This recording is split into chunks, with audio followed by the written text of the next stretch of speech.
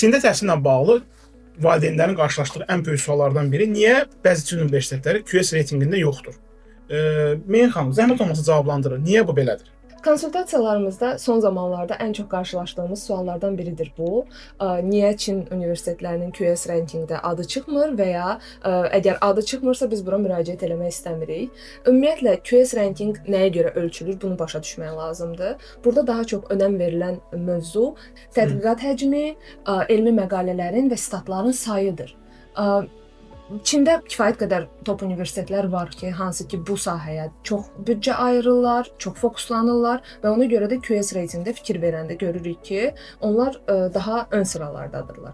Amma elə universitetlər var ki, heç orada iştirak etmirlər. Bəzən QS reytinqdə iştirak etməyən universitetlər IT sahəsində, sonra humanitar elmlər sahəsində, hətta hüquqda belə çox populyar universitetlər olurlar.